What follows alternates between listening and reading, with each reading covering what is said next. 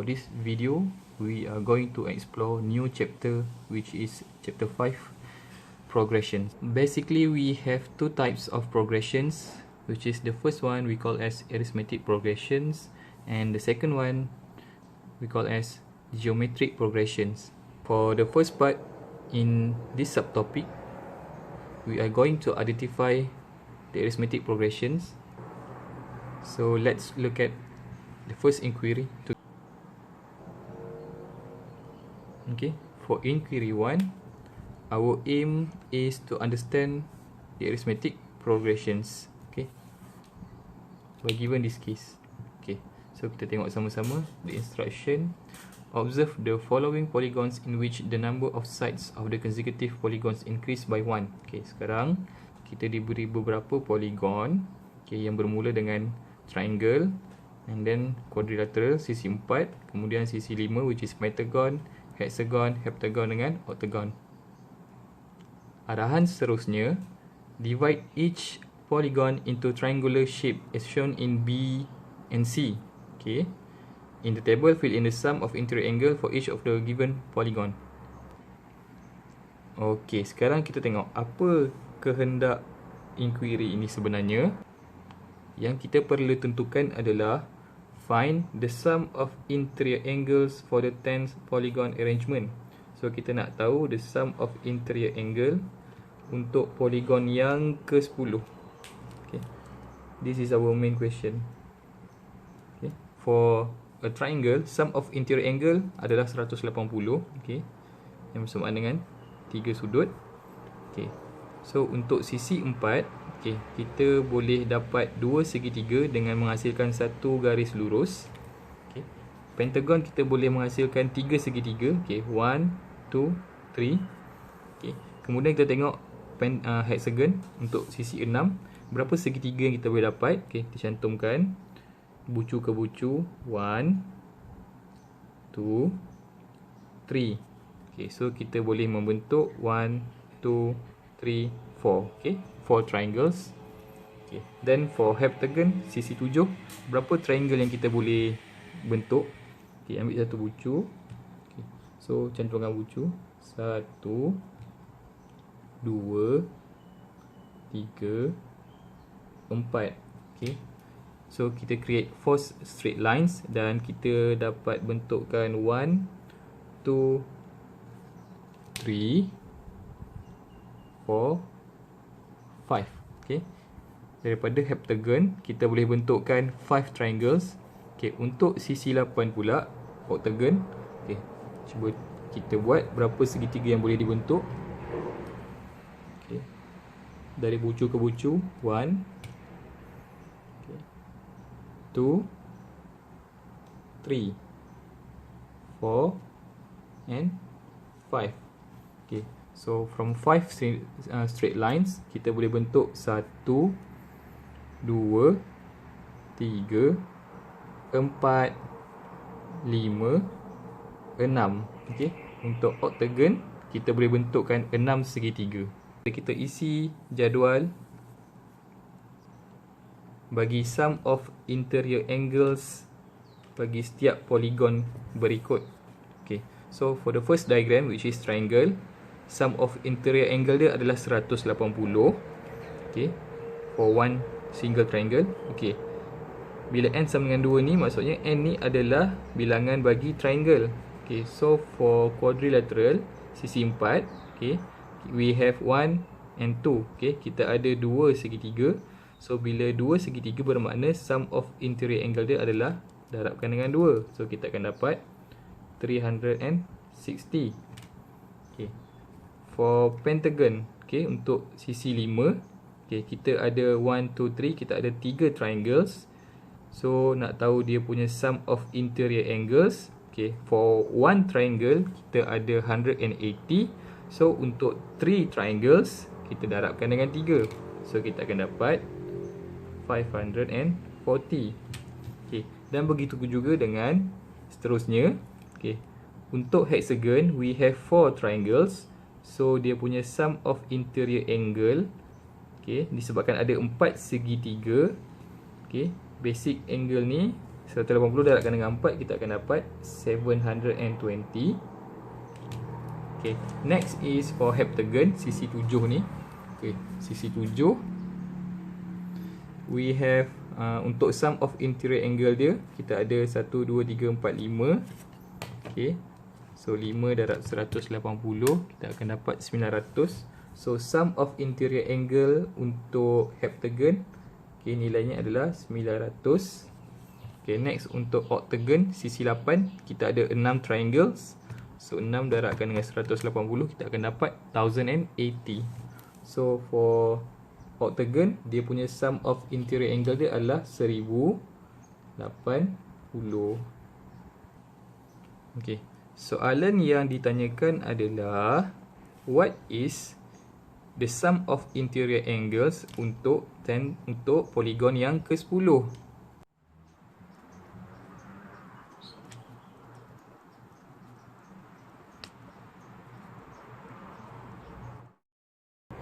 Untuk poligon segitiga, sum of interior angle dia 180.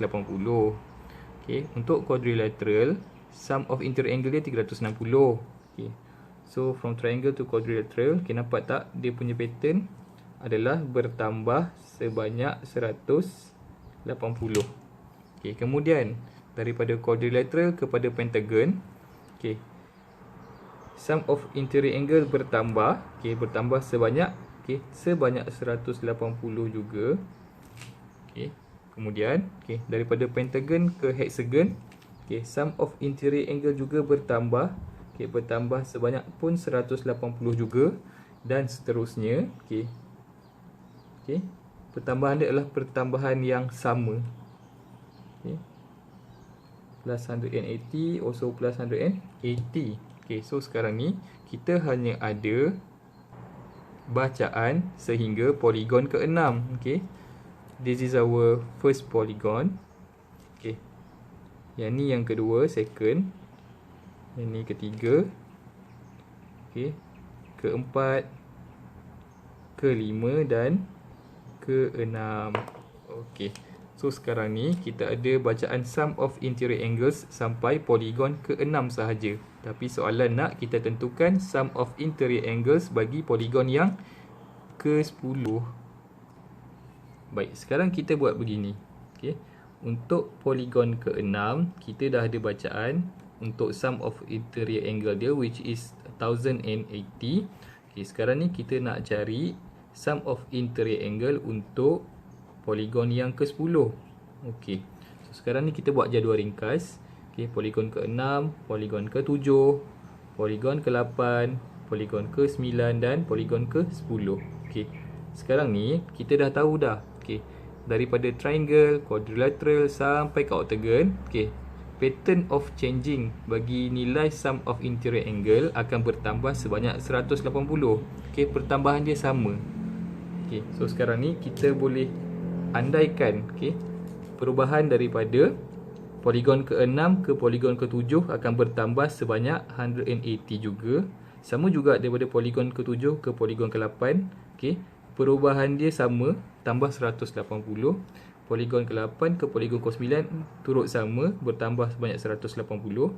Dan poligon ke-9 ke poligon ke-10 also has the same difference. Okay, plus 180. And now, perasan tak? Setiap perubahan daripada satu poligon ke poligon yang lain mempunyai perbezaan yang sama. Okay, and we call it as similar difference. Okay, betul, perbezaannya sama. So kita boleh andaikan untuk sum of interior angle untuk poligon ke-10. Okay, jadi kita tambahkan 1080 tambah 180. Okay, kemudian tambah lagi 1440, dan tambah lagi 1620, and last for 10 polygon kita akan dapat 1800. Okay, so kita dapat sum of interior angle untuk poligon ke-10 adalah 1800. Apa yang penting di sini adalah kita kena perhatikan dia punya difference between one polygon to another. Okay, so kalau kat sini kita dapatkan dah pasti setiap perbezaan daripada satu poligon ke poligon, okay, pola dia sama. Okay. So when we are talking about arithmetic progression, we actually talk about pattern. Okay. So benda pertama yang kita perlu tahu di sini adalah kita panggil sebagai common difference atau beza sepunya. Sequence that has common difference, okay, di mana simbolnya sebagai D, okay, kita panggilkan sebagai arithmetic progression. Seperti contoh inquiry yang kita bincangkan tadi, okay, di mana patternnya, okay, dibawa ke sini from 180, 360, 540 sampai 1800. Okay, so di sini kita dapatkan pasti. Okay, so 180 ni kita panggil sebagai the first term atau sebutan pertama. Okay, T1, this is T2, T2 ni adalah sebutan kedua. Okay, this is sebutan ketiga, T3, T4 sampai 5, 6, 7, 8, 9, 10. Okay, sampai T10. Okay, so this is what we call as progression. Okay, dan apa maksud arithmetic progression adalah, okay, arithmetic ni maksudnya dia punya pola, okay, dia punya pattern dalam satu sequence tu adalah obtained by adding a constant, okay, menambah atau menolak sebenarnya. Okay, yang tadi kita buatlah beza antara setiap sebutan tu, okay, beza antara setiap poligon tu, perbezaan dia sama. Okay, from 180 to 360, okay, from 360 to 540.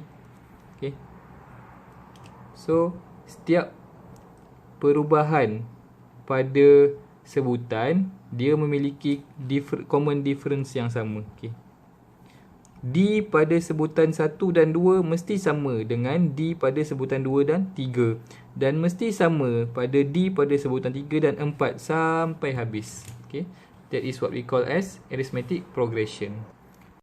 Mari kita lihat the first example. Determine whether each of the following sequence is an arithmetic. Give your justification. Okay, so we are given a sequence.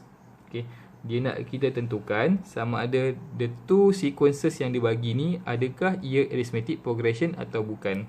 Okay, macam tadi yang saya dah cakap, when we talking about arithmetic progression, we are talking about pattern sebenarnya. Okay, pattern penambahan atau pattern penolakan. Okay, now look at the first sequence that we have. Okay, 358, 350 dengan 342 and so on.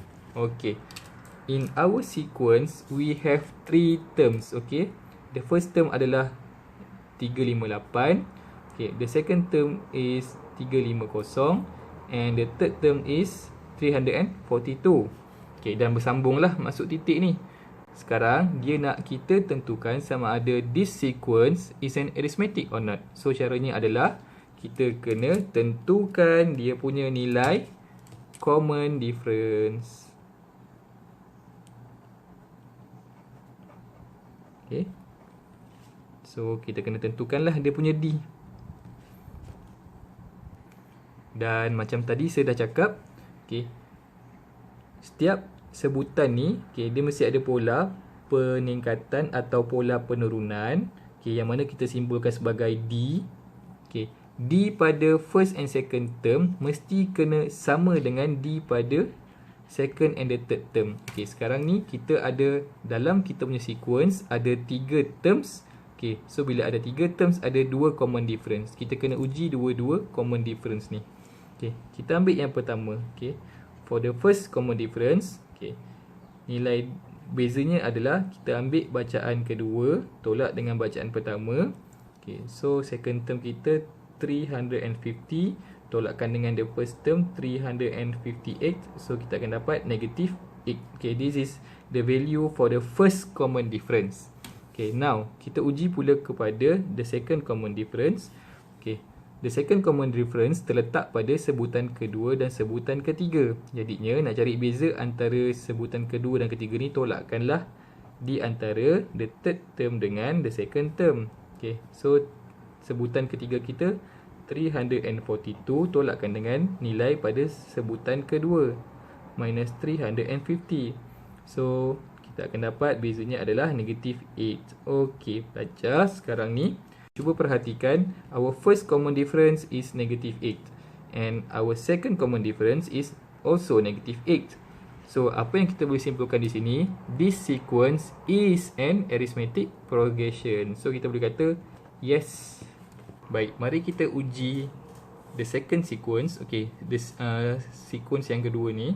Okay, sequence kita adalah terdiri daripada 2/3 to 10/3 and 5 and so on. Okay, so sekarang ni in our sequence we have 4 terms. Okay, first, second, third and fourth and so on. Okay, dan untuk 4 sebutan yang kita ada ini, sepatutnya kita memiliki 3 common difference. Okay, beza yang pertama, common difference yang kedua, and beza sepunya yang ketiga. So for the first common difference, mestilah kita ambil bacaan the second term tolakkan dengan the first term. So 2 minus 2/3, then we get 2 minus 2/3, kita akan dapat 4/3. Okay, this is the value for the first common difference. Now kita uji pula bagi the second common difference. Okay, the second common difference should be obtained from third term dengan second term. Okay, so bacaan bagi sebutan ketiga kita adalah 10/3. Okay, tolakkan dengan nilai pada sebutan kedua, which is 2. Okay, cuba hitung 10/3 tolak 2, kita akan dapat 4/3. Uji untuk common difference yang ketiga. Okay, so nak uji common difference yang ketiga, ambil bacaan sebutan keempat, tolakkan dengan bacaan bagi sebutan ketiga. Okay, so sebutan keempat kita 5 tolak dengan 10/3. Okay, so berapa common difference kita? 5 minus 10/3, we get 5/3. Okay pelajar, sekarang perasan tak? Kita punya first the common difference is 4/3. Our second common difference is 4/3. But our third common difference is not 4/3. Okay, so pattern ini meningkat secara tidak seragam. Apa yang kita boleh katakan adalah the second sequence is not an arithmetic progression. Okay, meanwhile for the first sequence tadi kita dah uji dia adalah arithmetic progression. Alright, let's look at the second example. Okay, saya lebih suka macam ni. Terus tengok pada ayat soalan dulu. Determine whether the arrangement of chairs in each row follows an arithmetic progression. So maksudnya dia nak kita tentukan sama ada susunan kerusi dalam dewan ini adakah ia susunan arithmetic, and give your justification. Okay, that is the question. Tapi sekarang kita tengok apa maklumat yang kita ada dalam soalan. An auditorium has 15 chairs in the first row, 19 chairs in the second row, and 23 chairs in the third row, and so on. Okay, so kita tangkap maklumat yang ada. So 15 chair ni adalah susunan dekat first row. Okay, so row yang pertama. Okay, 19 chairs duduk dekat, okay, disusun dekat second row, duduk dekat row yang kedua, and 23 chairs, okay, ada dekat row yang ketiga. Okay, susunan kerusi merujukkan kepada pola lah dalam dewan tu. Okay, so kita cuba susun. The first is 15 chairs, the second is 19 chairs, dengan the third arrangement is 23, and so on. Okay, so sekarang ni kita dah ada satu sequence. Okay, now in our sequence we have 3 terms, and bila ada 3 terms bermaksud kita akan ada 2 common difference. This is the first common difference, and the second common difference is here. Okay, now kita nak uji sama ada pola susunan kerusi ini adakah dia pola arithmetic progression atau bukan. Okay, so kita kena ujilah dia punya nilai common difference. Okay, now kita uji. D1 adalah basis punya, okay, common difference between the second term dengan the first term. Okay, so second term kita 19 minus with 15, then we get 4.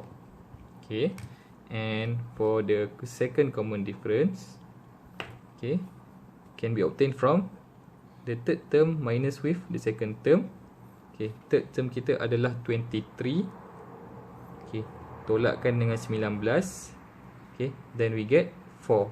Okay, tolong perhatikan nilai bagi first common difference dengan second common difference. Okay, sama tak?